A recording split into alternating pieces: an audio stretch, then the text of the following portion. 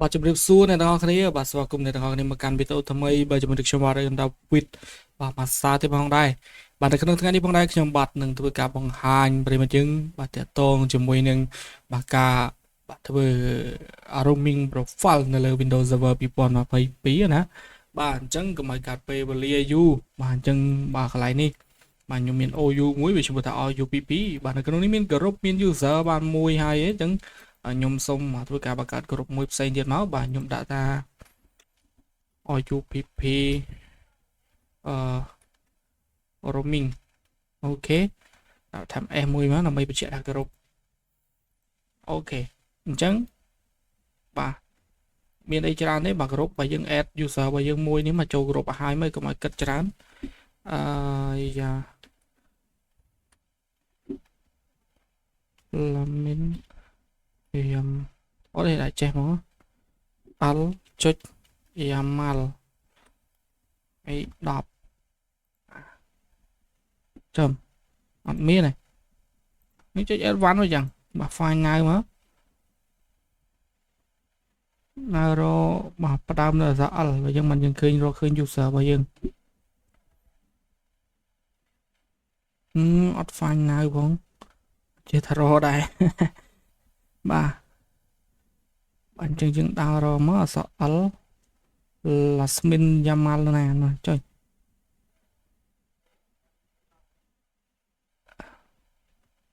បាត់ user ទៅណាបាត់ហើយ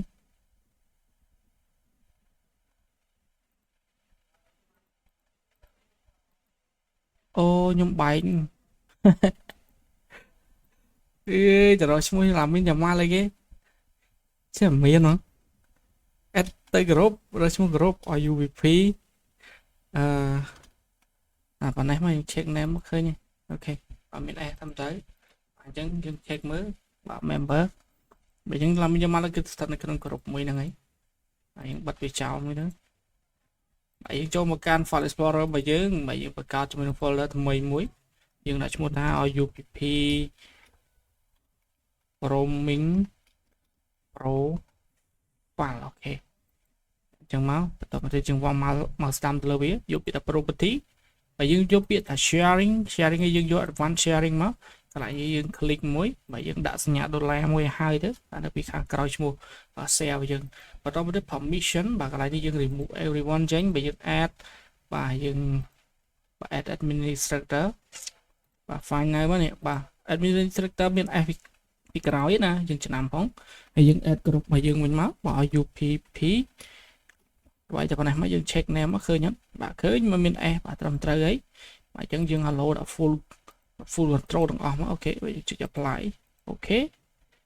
apply អូហើយ apply មកទៀតមកអូខេរួចរាល់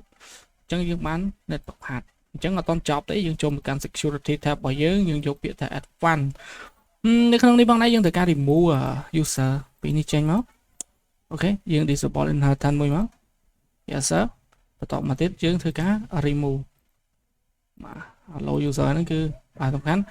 នេះបាទ administrator system បាទ create owner ហ្នឹងគឺត្រូវការ full control ទាំងអស់ប៉ុន្តែសំខាន់គឺយើងត្រូវការ add group របស់យើងមួយបាទយើងវាយមក UPP row ខុសដៃដល់ក៏ដៃបាទអញ្ចឹងមកយើងកន្លែងនេះយើងត្រូវការដាក់ defaulter only អូខេយើង show advanced permission បាទកន្លែងនេះខ្ញុំដកនេះចេញបើយើងដាក់ថែមពីនេះ create file write data create folder append data បាទអញ្ចឹងយើងចុចទៅ OK មកប៉ុណ្ណឹងអូខេបាទយើងចុចពាក្យថា apply អូខេមកហើយយើងចុចមក sharing សិន sharing យើង copy កន្លែងនេះយើង copy មកអូខេ close បាទយើង close ហ្នឹងចោលទៅបាទយើងទៅបាក់ MC របស់យើងវិញបើអញ្ចឹងយើងចូលមកយើង user របស់យើងបាទកន្លែងនេះគឺខ្ញុំដូចជា set ឲ្យម្ដងទៅអូននៅទេបាទអញ្ចឹងយើង pass ជាមួយនឹង profile path របស់យើងបាទអញ្ចឹងយើង backslash មួយយើងយកពាក្យថាភាគរយហើយយើងយក user y username ពាក្យរយពីខាងក្រោយចុច apply វានឹង auto ចាប់ឈ្មោះហើយអូខេយើងចុច OK មកអាហ្នឹងរួចរាល់នៅលើ server បាទអញ្ចឹងយើងចូលទៅកាន់ Windows client របស់យើងវិញម្ដង បើមាន no client បើយើងធ្វើការ log in ជាមួយ user ដែលយើងបាន add ចូលគ្រប់អំបញ្ញមិញមកដើម្បីយើង testing ជាមួយនឹង roaming profile របស់យើងបាទយើងវាយឈ្មោះមកបាទ YAML 10បាទយើងវាយ password អូខេបាទយើងរកចាំបន្តិចបាទការ login បាទកំពុងតែដំណើរការទៅមុខហើយអូខេអញ្ចឹងការ login រួចរាល់យើងត្រឡប់មកកាន់ server របស់យើងវិញបាទយើង testing ជាមួយនឹងការបើកនេះរបស់យើងមកយើងបើកFile Explorer តមកទៀតនេះអូខេបាទជោគជ័យតែម្ដងបាទអញ្ចឹងនេះយើងបើកបង្កើតបានមួយជាមួយនឹង folder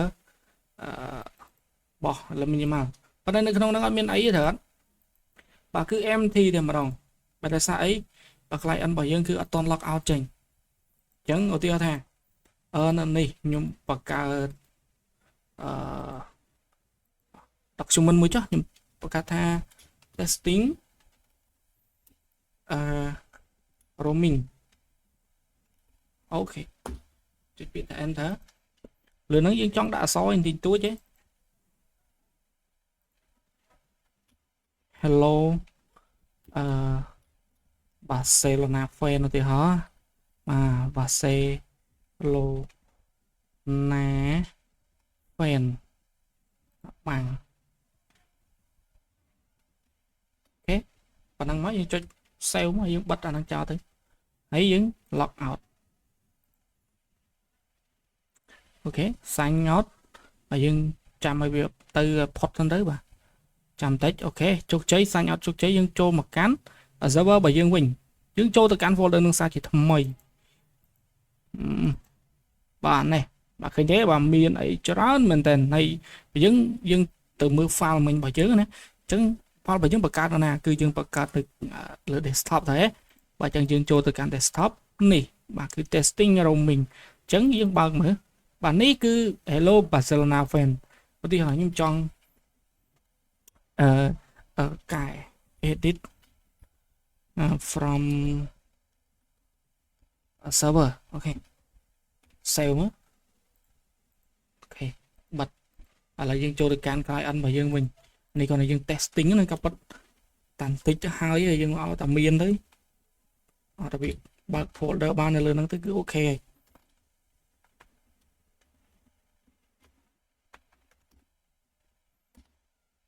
បាទខុសចុចចាំមកប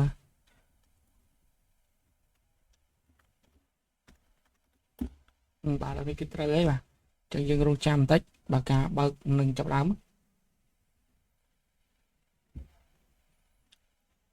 ហើយយើងបើក document របស់យើងមក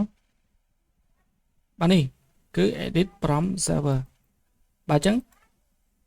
បាទមានតែប៉ុណ្្នឹងទេតើតោះជាមួយនឹង roaming profile អរគុណច្រើនមែនទែនអ្នកនរគ្នាសម្រាប់ការតាមដានទស្សនាវីដេអូមួយនេះ